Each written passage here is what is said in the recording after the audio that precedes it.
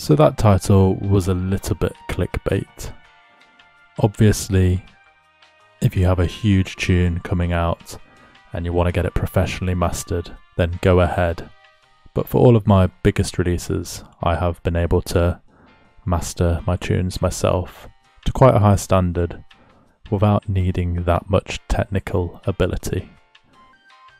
Now I know a lot of people will say mastering is a skill in itself, and I agree, but if you're just an upcoming producer and you want to save a bit of money, you can still get your masters sounding decent with a few simple methods.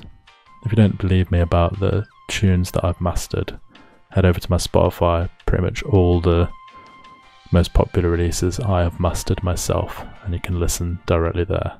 So the most important step before you do anything else is to make sure the track is fully mixed down to the best of your ability.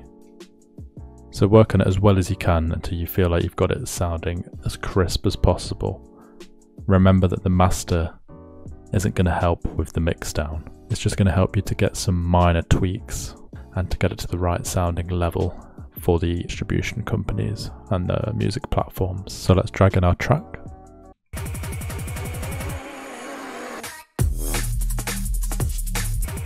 The second step of mastering is to make sure that the track volume, when you export it, is between the level of 3 and 9, -3 and -9 approximately. Never render the track if it's above -3, and if it's above 0, then you've done something very wrong and you need to go back a few steps and come back to this video another day. So the reason why I want it to be this level, so if you listen to it here, the peaking is about -9, so that's quite low for a mix down, but it gives us all this room in the master to bring the level up and to get it sounding crisp. We're going to do a very basic master. We're going to use a few different plugins here, but the main one is called Ozone. So we're going to get up Ozone, and we're going to use something called Ozone Equalizer first. And we're just going to EQ it. So I'm going to use a high pass at the end and just remove some of the lows, the very lows, the ones that you can barely hear. And then we're going to use a bell here and use our mouse scroller to remove some of the muddiness in the mid ranges.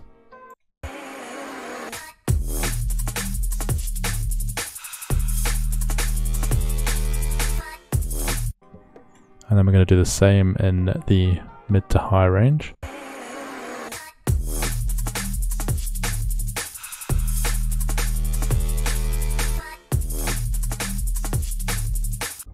And then same at the high end. So just very subtle EQ to start with. Next we're going to use a secret waves plugin called One Knob Brighter. And we're going to turn this up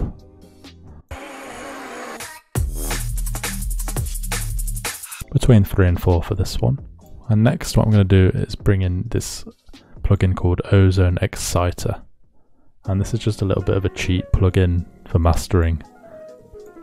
So the settings I'm going to use here, I'm going to edit these slightly, and then we're going to mess around with these in here.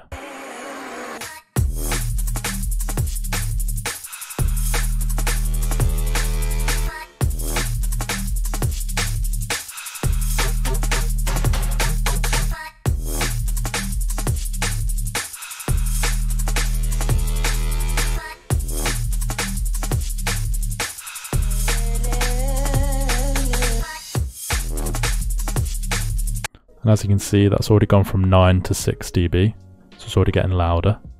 And then what I do now is I add a level of EQ where I take out a lot of the highs, and this just cleans up the high end of the mix. And then we can either add some highs here or reduce them.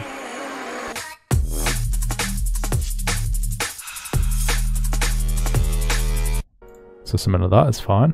And then we want to get into the main part of the mastering, getting the volume sounding crisp. So you can add other things here, it's really up to you. You could add some multiband compression or saturation, something like that, or some multiband EQ, play around with it, see what sounds good. But what we're going to do now is add the main elements. So firstly we want to add a maximizer, and I'm going to use the IRC3 setting here on the crisp setting. And we're just going to raise the ceiling to -1 dB, because we always want the peak to be -1. And we're going to play around with these.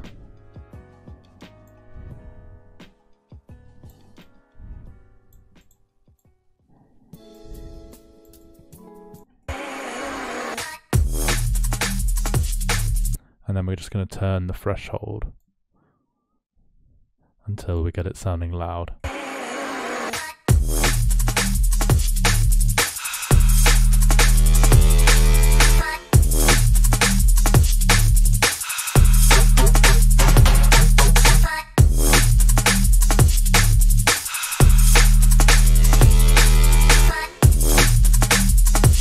So I'm happy with that. And finally, what we want to do to finish is add a limiter.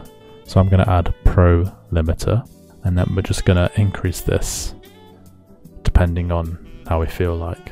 There's also a cool setting here. The dubstep setting is quite cool, so let's use that for now.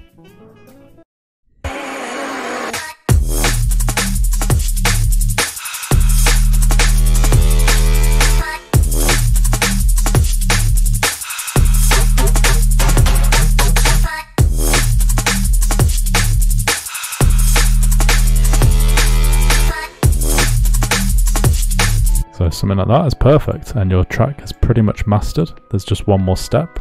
So for the final step, we want to check the LUFS, and for Spotify, typically they want it to be -14 or lower, and for other music platforms as well. That's the general accepted term. So if we just play the track and listen.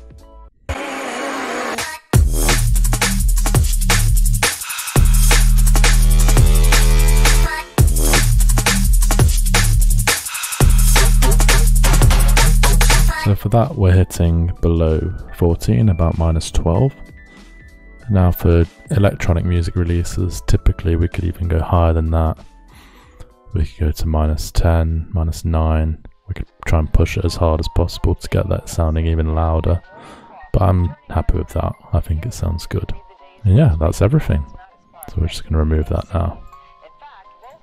So that was me mastering a tune in about 5 minutes. Sometimes I'll take longer, but more often than not, it really only takes that long to master a tune to that ability and to that standard.